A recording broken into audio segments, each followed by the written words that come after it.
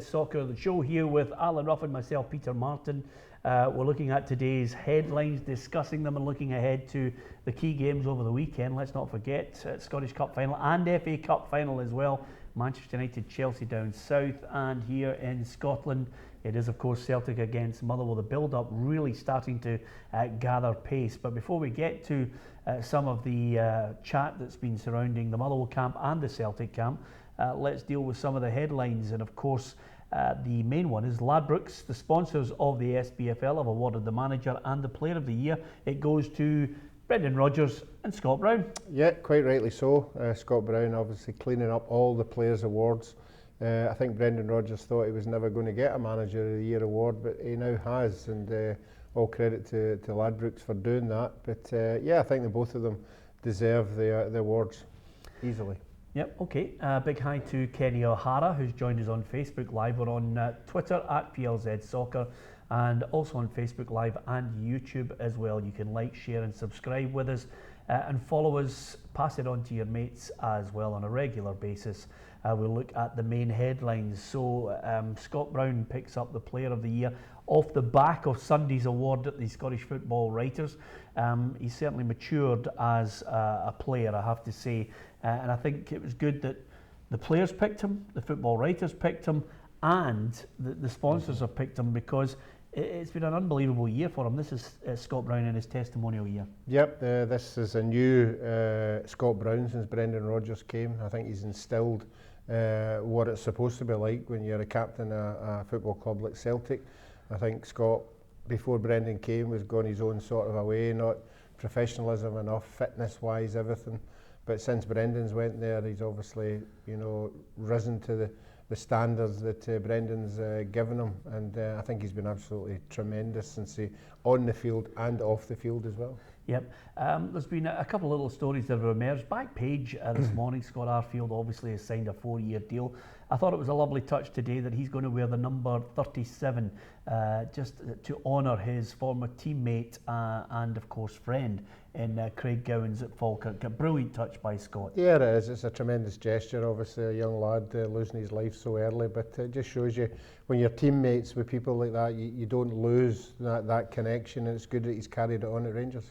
Yep, of course, losing people is very much in our thoughts today. The 15th of May 2018, 10 years ago. It's hard to believe, Ruffy, 10 years ago. I think I don't think I'm speaking out of turn and calling Tommy Burns one of my friends. It was a sad loss then. The great thing about Tommy is the amount of people who actually, he touched as a person, because he was a good footballer, he was a good manager. Celtic fans would love to have seen Tommy guide them to the title. But as a person, I think he transcended, the Celtic Rangers thing.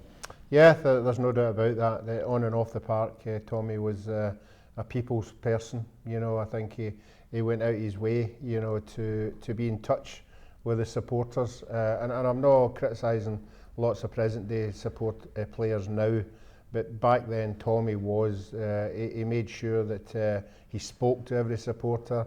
He went in the front door, he went out the back door, he went everywhere to meet these people.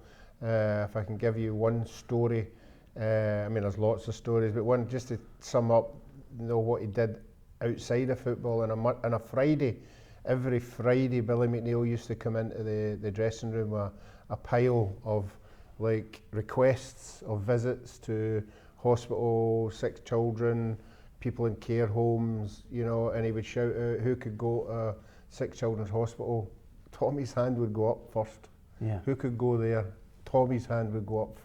It was just a continual, and in that pile of requests, I would say Tommy would go away with 50% of them. Yeah? Yep, because he went out of his way to make sure that he was in touch with people that were outside the game. Yeah, as well as that, I thought his patter was absolutely magnificent. I can recall 1,000,001 things, because basically he had a great friend as well, Matt Castley, and we used to meet in Matt's clothes shop, and we'd sit in the back with a cup of tea and solve the problems of the football world. And the patter was absolutely magnificent. Of course, he called me Benny from Top Cat. So, and the one thing about him, when you used to play football, he loved the game of football, Ruffy, as you well know. Not only a good footballer and obviously part of a successful Celtic side too. But he would phone you up. I mean, this is my favourite story. I kid you not. He phoned me up and he says, "Right, Benny, get your boys together. Barrowfield, round about just after 8 o'clock. I'm doing training," he says, "but after it, get your boys together. We're playing you." And I kid you not, Ruffy, I turned up and near enough 8 of the centenary side were there. I mean, I looked at it and my mates are all looking and they're thinking, this isn't happening, is it? And there's 8 of them there, plus throw in Frank McGarvey for good measure. So there's McGarvey in there, Joe Miller, Starkey, Tam. It was unbelievable. What a night to say you could play against near enough the entire centenary side. Yeah, I mean, that's the kind of things he did off left field. You know, he would keep you, on tender hooks. And but the other thing as well is, I've never, in all my career, I've never met anybody who's so competitive in my life. Everything had to be a win, whether it was 5-a-sides training, 11-sides training, obviously on a Saturday. He was just so competitive, and he just raised the standards of everybody. If you were at a training and it was, say, a 6-a-side game, if Tam picked you in his side, the pressure that you were under to win that game was unbelievable, because you knew if you were on Tam's side, you had to win. Yeah, absolutely. And over and above that, I have to say, great credit to Jonathan and Gemma. They've kept his spirit alive, and Rosemary as well. She was there at the centenary reunion at the weekend there. And everybody remembered him with great fondness. And I think also, when you think about it, Walter Smith and Ali McCoist, he was part of that Scotland trio there, and they just can't stop talking about how great it was with him. Yeah, but honestly, if we go back to as a footballer, and then throw this out to everybody who's watching, if you think there are certain players out there worth 20 million, 30 million, 40 million, if you could move the Tommy Burns into this day and age of footballers, I think you would be up at 100 million, no problem. Yeah. I think Tommy Burns was absolutely majestic on the ball, never under any pressure, and again, we all talk about leaders on the park. You wouldn't get anybody any better than Tommy Burns. Yeah, great tribute to him. Well done, Ruffy. So 10 years gone, and of course, right off the back of 10 years ago, Rangers reached the UEFA Cup final and lost to Zenit St. Petersburg. Never forget it, travelling up the next day. Just absolutely incredible. Okay, that's just a few bits of news that we're discussing. What about the Scottish Cup final? Chris Cadden's come out today and said if Motherwell were to win this, they would be living legends forever and a day. Yeah, they certainly would be, but unfortunately for the Motherwell team before that, would not be living legends, because they would obviously surpass that, and they would be the 11 that everybody would be talking about. But it's going to be a great day for them. I think they'll go there, they'll be very relaxed. I know you might sound this bit hard to believe, but I think a wee bit of the pressure's on Celtic. I think the pressure on Celtic to win the double treble will be there for everybody to see. But we know this Celtic team will turn up on the day. They might have had a couple of FA games in the last 2 or 3 months, but when the big ones turn up, the big team players turn up, and I think that's the only thing Motherwell have got to watch out for. What Motherwell have got to there and believe that on the day, the underdog can have their day. I mean, I've been in one of these days. I'm sure a lot of other players have been in these days where you go along there, you're not expected to win, and then lo and behold, something happens during the game. You get a wee break here and there. So on form, Celtic should win this, but Motherwell have to believe that they can go along there that day and cause a surprise. Okay then, that's Motherwell against Celtic. Of course, that's from the Motherwell perspective. For Celtic's perspective, it is of course a chance to go double treble. Yeah, it is. It's a fantastic achievement. I mean, before we were even talking about how hard it was to win a treble. Yeah. We're talking about the managers who have just managed to do that, and they've all obviously explained how difficult it is to win one treble. But to win 2 trebles, obviously history books, rewritten again, and if the Celtic team could do that, I'm sure they, as you're saying, the Motherwell players would be remembered forever. This present team would certainly be remembered for a long, long time. Well, listen, I'm going to spring this one on you, Ruffy, and it's a story that's just gathering pace, and clearly it involves Rangers. They've been charged by the SFA with regards to a tax bill subsequent to being awarded a licence to play in European football in 2011-2012 season. Now, this story is of course, get huge implications, and I think there are two main charges here. The first relates to failing to comply with the articles and any statutes, regulations, directives, codes, decisions, and international match calendar promulgated by the board or by a standing committee or subcommittee thereof by FIFA or UEFA.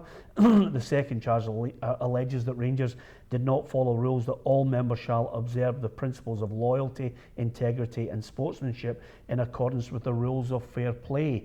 Now, clearly, the sanctions for this, the second rule breach, could be a fine from £1,000 up to £5 million. And or ejection from the Scottish Cup or exclusion from the Scottish Cup. So that's the type of thing that is facing Rangers here on this one. This is just a breaking story at the moment. That is a massive blow to Rangers. It is a massive blow. You know, I think everybody thought that would we get away from discussing the behind the scenes at Rangers Football Club and consisting on the actual part itself. You know, but obviously it isn't the case. I know there's a lot of people. A lot of Celtic supporters have been pursuing this story and obviously been rubber-eared with it, but they've continued to bring it to the notice of the authorities, and obviously there has to be something behind it for this to happen today.